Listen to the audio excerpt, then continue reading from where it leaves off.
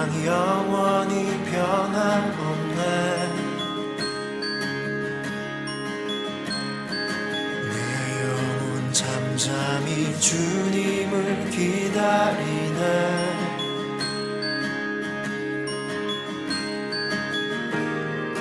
나의 모든 것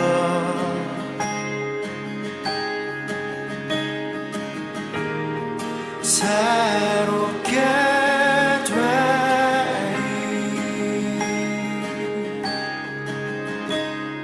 우릴 위해 죽으시고. 사람이 나이를 먹으면서 부족한 게 하나 있는데 그게 뭐냐면 시간의식이 점점 없어진다는 겁니다. 사실은 연세가 들수록 우리가 갖고 있어야 될 게 시간의식이거든요.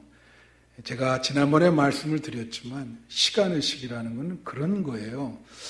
내가 이 땅에서 정말 얼마나 살 날이 남았는가, 그런 시간을 한번 생각해 보는 것이죠. 근데 연세가 들면서 해가 바뀌어도 별로 감동이 없거나 감각이 없어요. 그래서 또 한 해가 오는가 보다, 이렇게 생각들 많이 하십니다.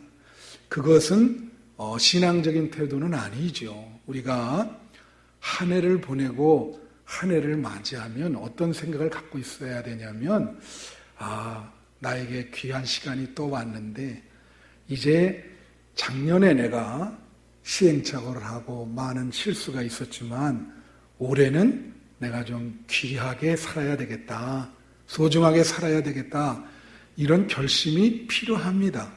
그냥 이렇게 해가 바뀌는데도 시간을 보내는 것을, 우린 그것을 맨네리즘에 빠졌다, 그렇게 얘기해요.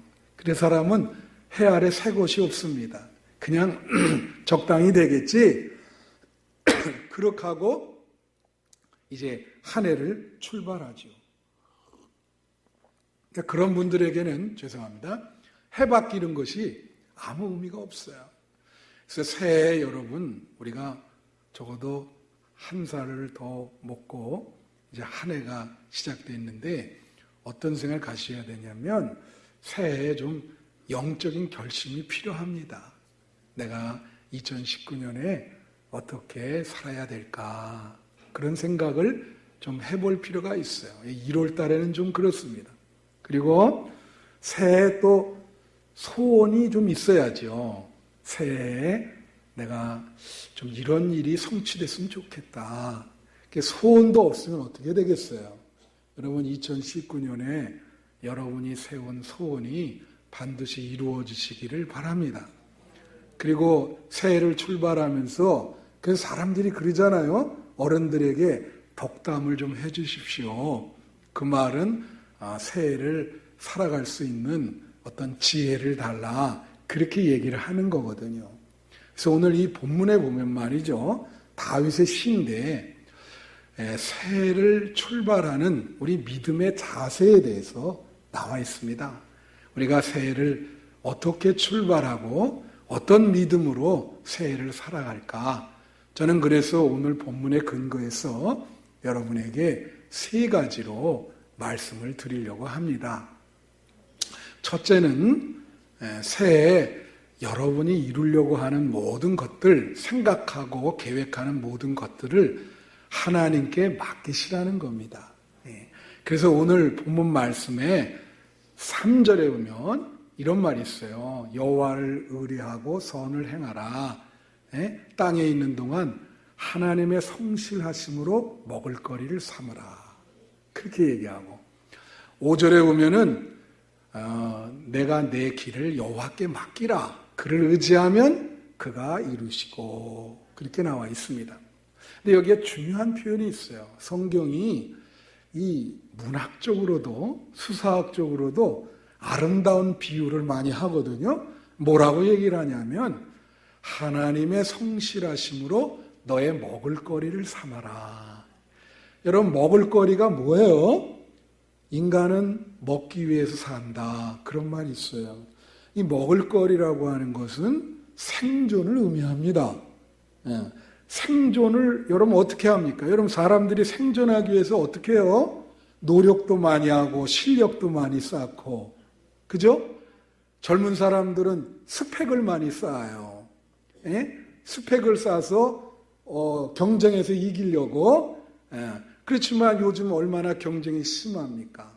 아무리 스펙을 많이 쌓아도 기업에 취직하기가 하늘의 별 따기입니다.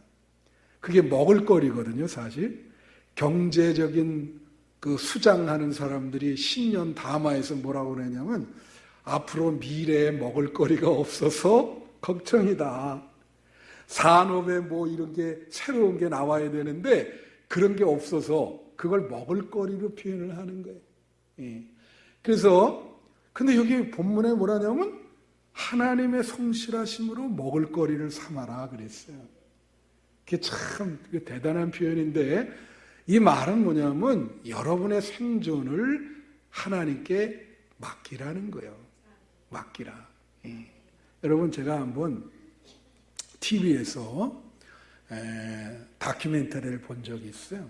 근데 이제 그 탐사를 했는데 아프리카 어느 부족에 갔는데 그 제목은 뭐냐면 아름다움의 기준이 사람들마다 다르다는 거예요.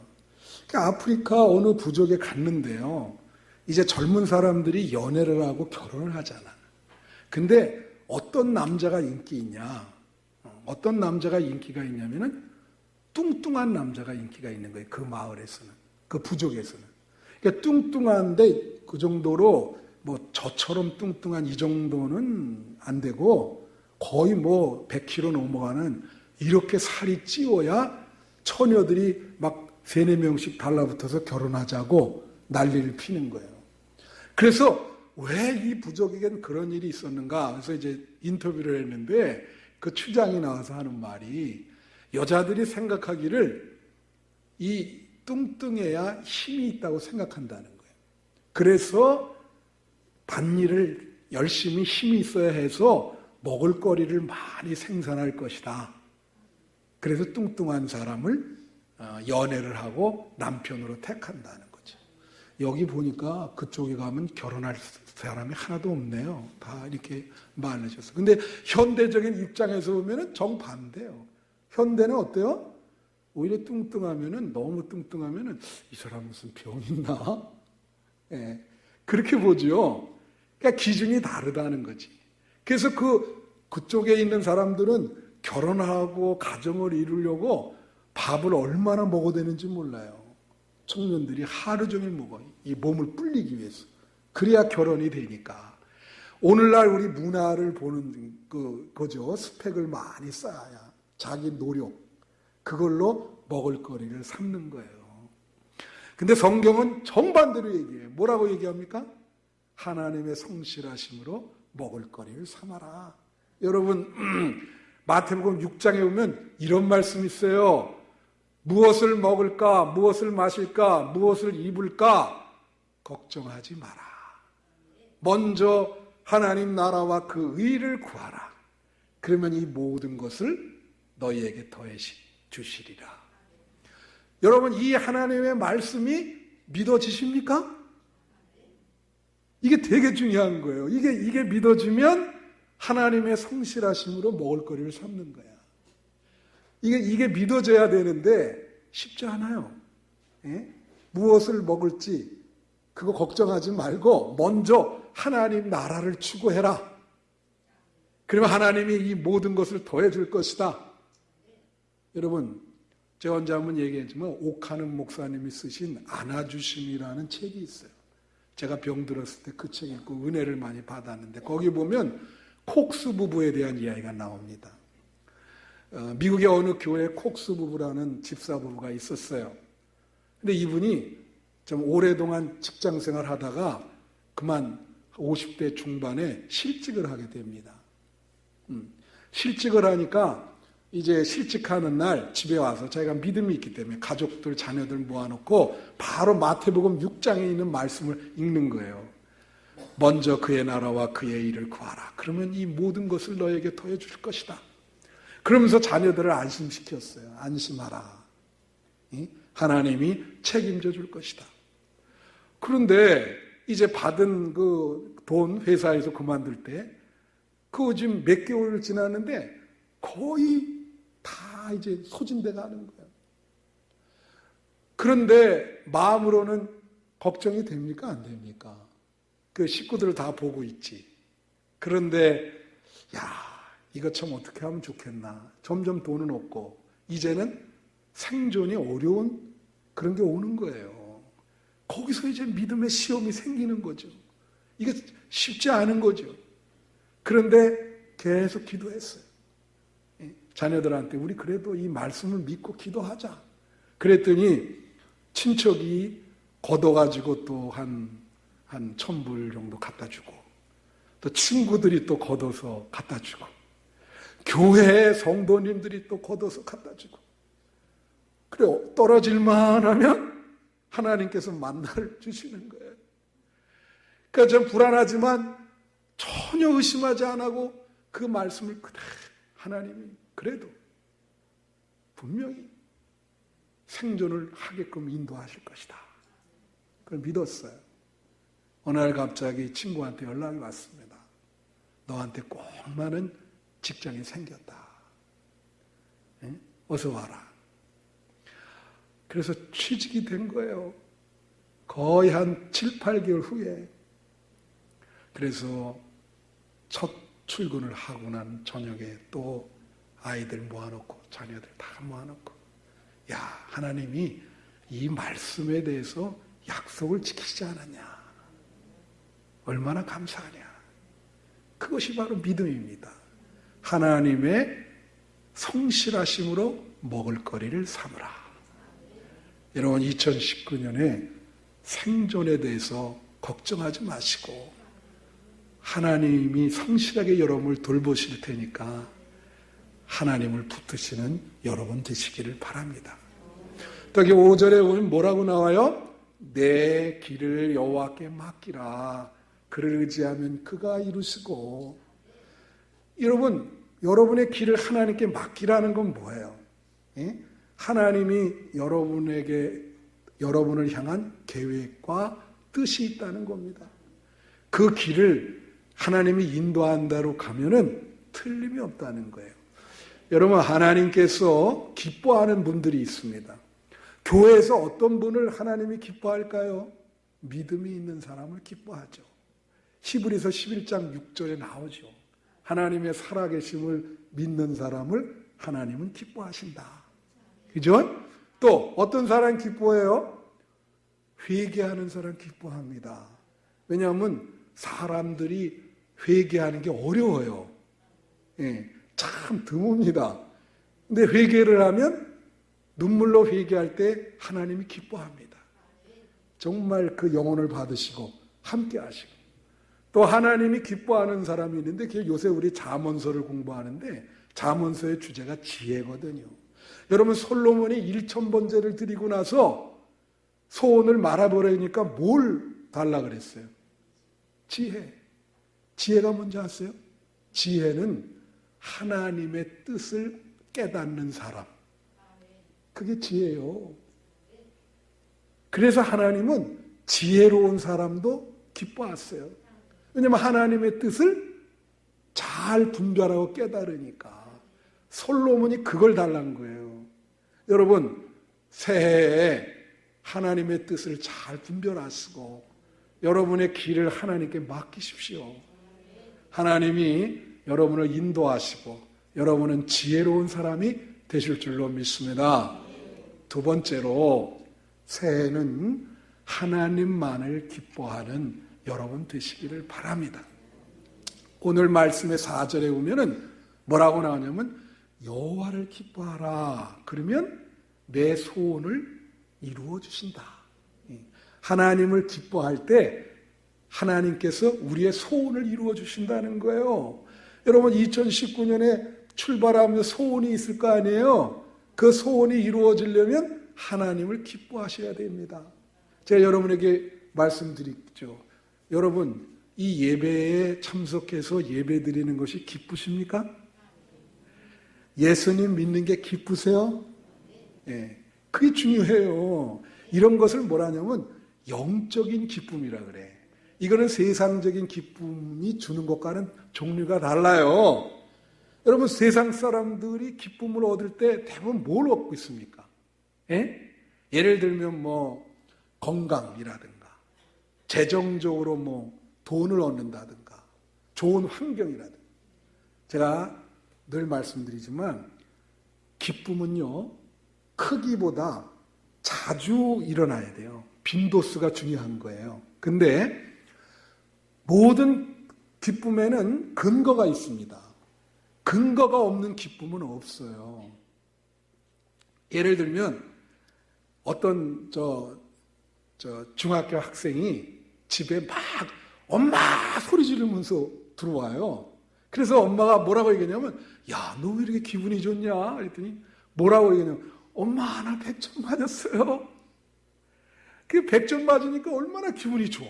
야, 이 100점이 그냥 나옵니까? 근거가 100점 맞은 거예요. 그죠?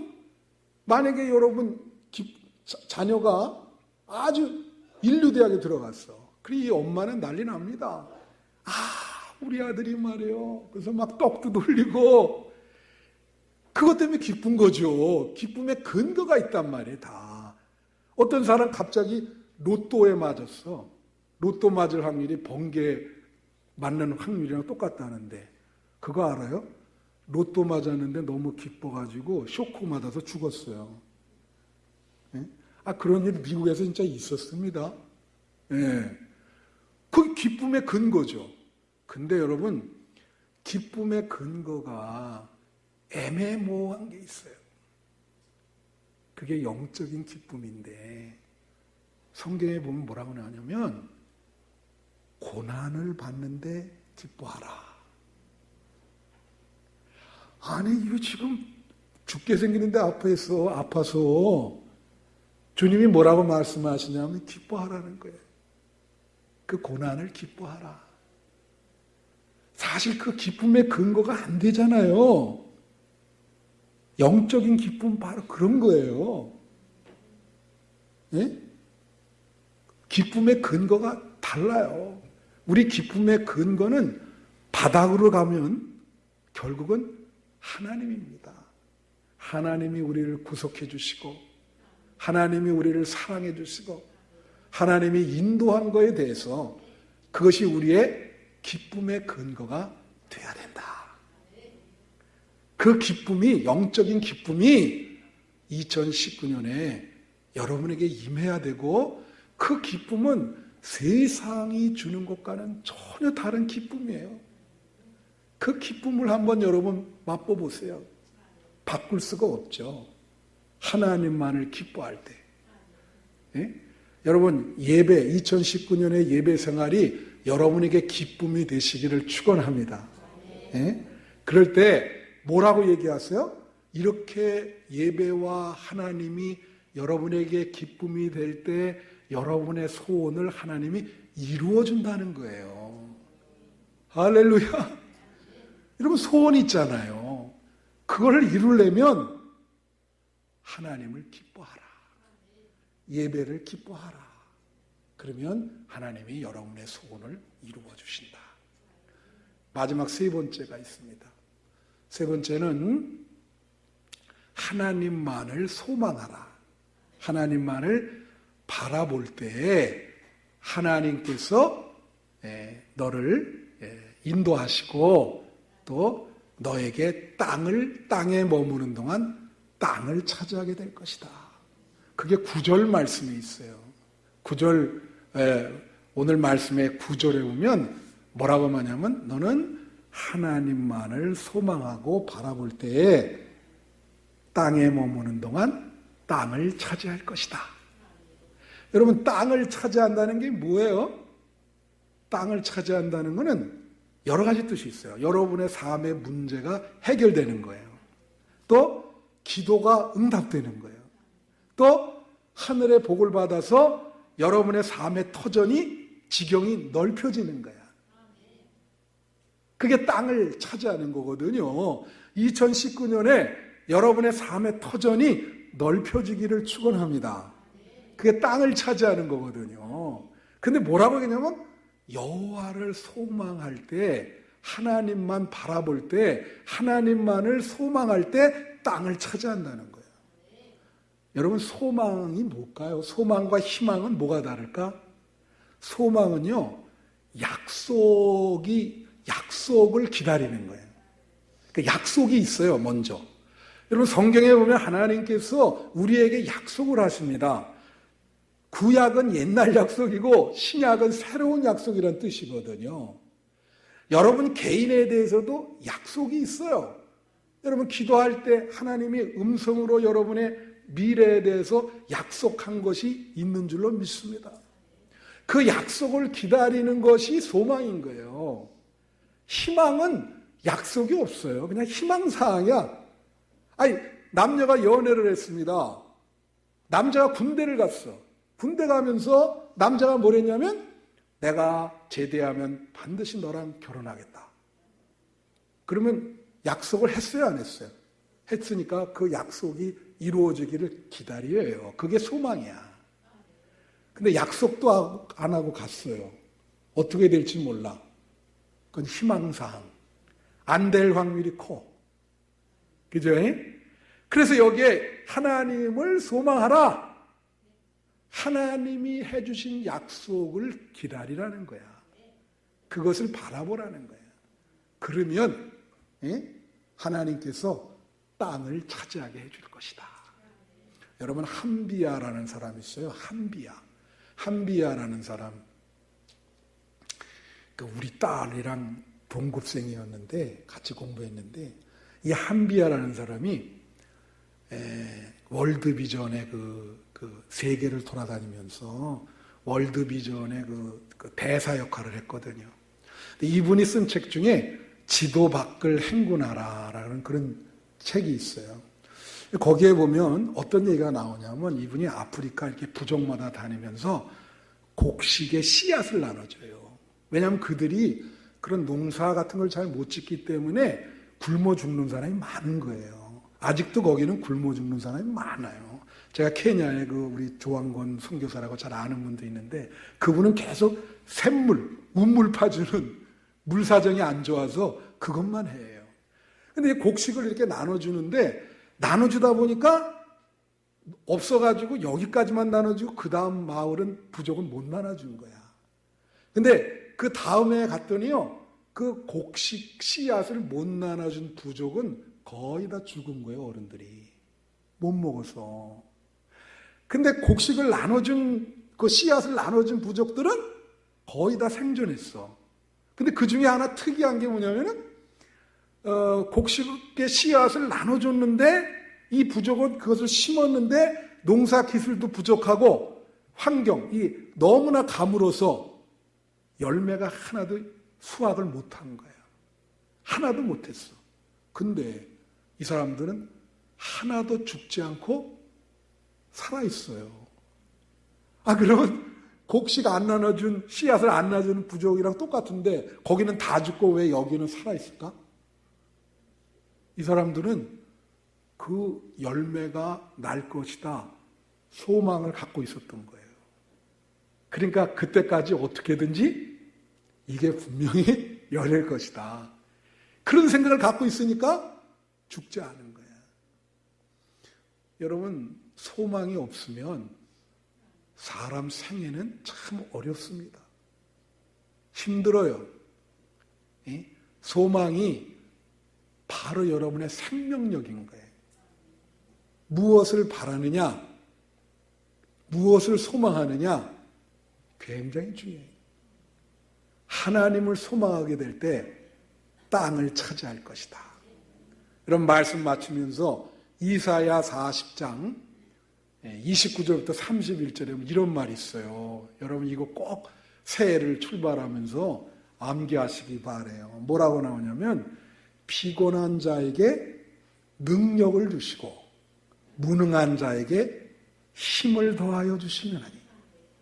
소년이라도 자빠지고 장정이라도 쓰러지되 오직 여호와를 앙망하는 자는 새 힘을 얻을 것이니 독수리가 날개치며 올라갈 것과 같을 것이다.